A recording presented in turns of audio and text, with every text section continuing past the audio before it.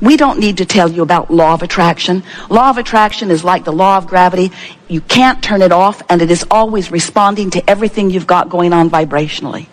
It is responding to what you've got going on. It equals your point of attraction. In other words, law of attraction is responding to what you've got going on. So for a while we've been explaining to you that as contrast causes you to know what you want more clearly. And always in the beginning of that knowing what you want, because the contrast has given birth to it, you're not vibrationally up to speed with it. There is this vibrational gap that's going on because law of attraction is now responding to your inner being who is in the vortex, who is lining up all of the cooperative components big time in order to assist you in the full manifestation and realization of everything that you want. And here you are, having whatever thoughts and beliefs and expectations that you had usually before you launched the desire. So there is this sort of duality going on where law of attraction is responding to both parts of you. The in the vortex part of you and the potentially not in the vortex part of you.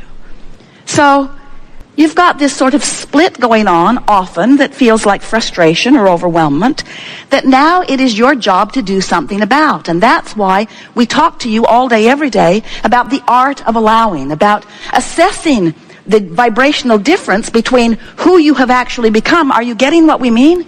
Do you believe that when you launch a rocket that your inner being actually embraces it and becomes it?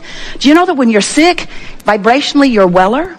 That when you don't have enough of something, that vibrationally you have more of it, that when you're confused, vibrationally you're clearer. In other words, this is the way this dynamic universe and the evolution of all species occurs.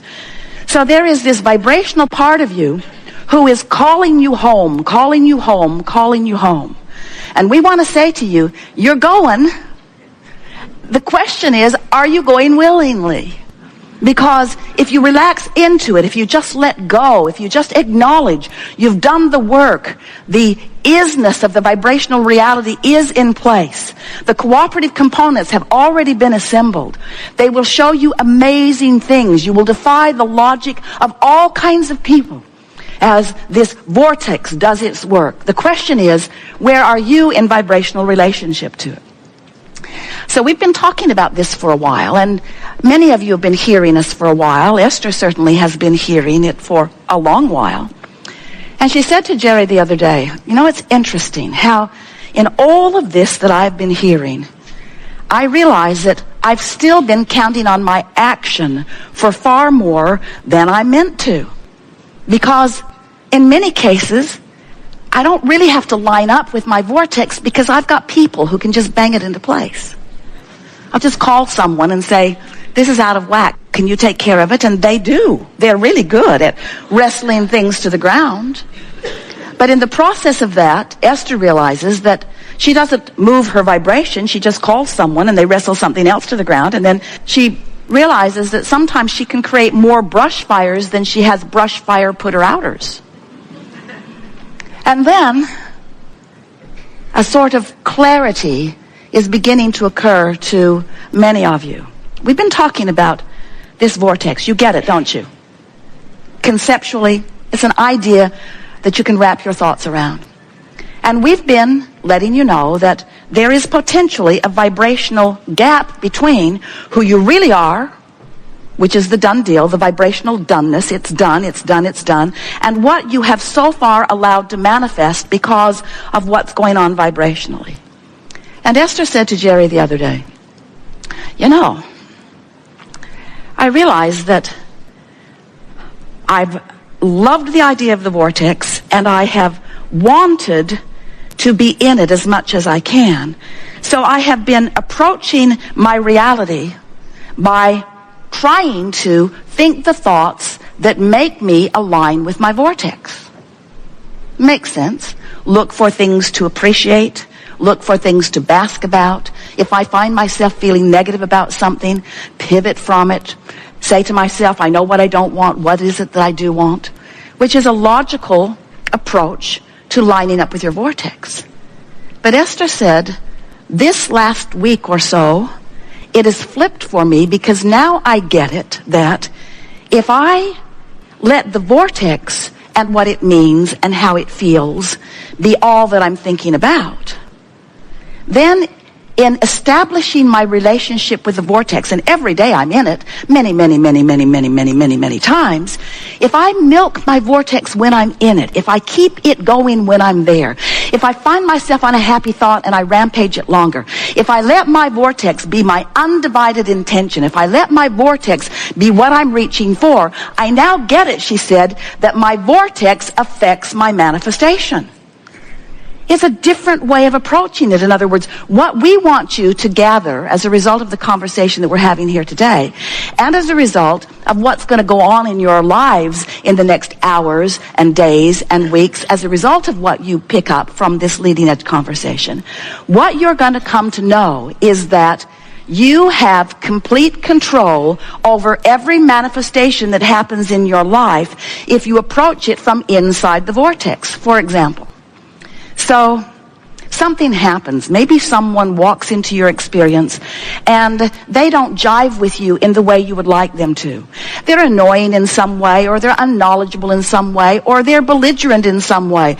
They're abusing someone in some way. It doesn't matter. You witnessed it and you're having a knee-jerk response to it. And as you're having this negative emotion, the reason you're having the negative emotion is because you're responding to it in the way that you are. And if you feel negative emotion, it means that your inner being is responding to it in an entirely different way. In other words, what you're feeling isn't about what you've witnessed. It's about your relationship with the larger part of you who's having a different experience. Can you hear that? Because who you really are is loving this obnoxious person, even though you are not. And so the rift that you've got going on is the separation is too strong a word between who you really are and who you're being. So that's a manifestation that happened. This is the thing that we want you to realize.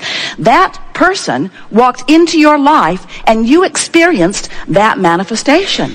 When we talk about manifestations, we know you think we're talking about cars and empires and legacies and books and relationships and all those pinnacle sort of things that you have been thinking of in terms of goals that you're reaching for. But we want you to understand that what manifestations are, what we really mean by manifestation is what's happening now. This is a manifestation. This room, these lights, these screens, this sound, this people, this global audience. This is a manifestation that's happening right here and now. Your relationship with your chair, your relationship with the people you're sitting next to. This is a manifestation. It's happening now. Manifestation. Everything that is happening around you is a manifestation that is evidence of one thing and one thing only: your relationship with your vortex. Your relationship with your vortex. So the fact that this annoying person is there, or this belligerent person is there, is your manifestation, which is simply reflecting back to you your relationship with your vortex. That's all. And that's what's so interesting. Esther nearly fell off the bed, and then the chair, and then the car, and then the bed, and then the chair, and then the car. As these processes have been going through her mind, the thought processes, as she realizes that everything that's happening is a reflection of only one thing: her relationship with the vortex. So, for example, Esther said to Jerry, if I were to do something for you kitchen-wise, in my beautiful new kitchen, what would you like it to be? And Jerry said, I would like oatmeal and raisin cookies. And Esther said, consider it done. So she went to the kitchen, snatched everything out of the cupboard except baking soda, which was not there, because she has never baked in this kitchen before. And so she said to Jerry, I'm on the hunt for baking soda. And Jerry said, I think I saw some in the refrigerator at the guest house, because Sylvia has freshened everything, and I think it's in there, like a freshener thing. So Esther said, I'm on it. So she jumped in the car. Now, their garage is carpeted, which is a little tricky, because on 3 occasions, Jerry has ended up at a restaurant with no shoes on. Because it just feels logical to get in the car from the car. So now Esther jumps in the car, goes through a gate or two, goes to the guest house, steps out into the gravel in her stocking feet, and says, right out loud, can someone please explain to me why I'm here in my stocking feet?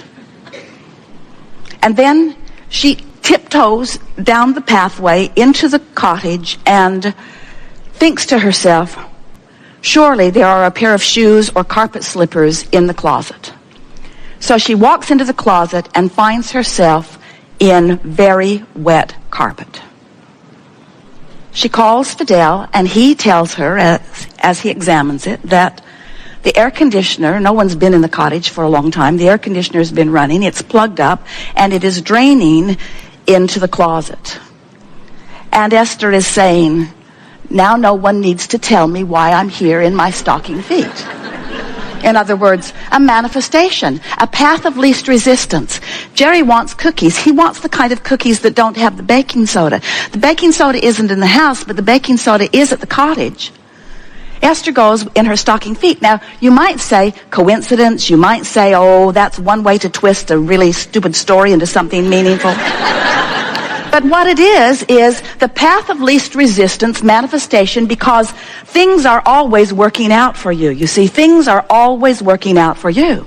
Esther could not get back over to the house to tell Jerry fast enough. She wasn't even upset that the house smelled funky or that the carpet was wet or that she didn't know what the problem was. She was exhilarated that the universe had delivered to her an answer to a problem she did not even know she had, because things are always working out for her. You get what we're talking about. Manifestations. So, if you are feeling worried about something, what you're going to receive back as feedback from specialists, from anybody that knows, is information that doesn't have anything to do with your reality, doesn't have anything to do with your expected manifestational reality, doesn't have anything to do with anything except it's feedback to how you're feeling. You say, oh, this test or this x-ray or this conversation or this whatever is coming to me is a statement of fact. And we say, we'll give you that, but it's a statement of only one fact: your vibrational proximity to your vortex, period, end of story. So what we want you to begin to watch for, and it will be fun for you to watch, is that if you will hear us when we say that you have the ability to develop a personal and deliberate relationship with your vortex, with your inner being, with the larger part of you, with good feeling emotions. And if you will practice the vibration of it as often as you can and milk it when you find yourself there, so that you become so familiar with the feeling of who you really are, that you will see right before your eyes manifestations reflecting where you are. Personalities of people that you know will shift. Events that have been moving in one direction will shift. You have control. You are the creator of your own experience, because you are the creator of your relationship with your vortex. And when you get that, people will say to you, what's going on with you? Why is it that you defy the odds and you defy the logic and you turn heads wherever you go and things always work out for you no matter what? And you say, or maybe you don't, because some of them are ready to hear it and some of them are not ready to hear it. I am the creator of the manifestation that comes to me, and I can control what happens to me in traffic. I can control where I am when the weather is doing whatever it's doing. I can control the relationship that I have with airline flights. I can control the relationship that I have with my physical apparatus. I can control my relationship with my children and with strangers and with family. Family! I can control my relationship with family, because I don't have to control what they think or what they know or what they do. I have one very simple task. I know that who I really am exists as a loving, expansive, expanding, eternal being, and that part of me is the largest reality that exists. And I have access to the awareness of my relationship with that. And now I've got that down. Everything in my experience is not just working out for me eventually, it's working out for me now.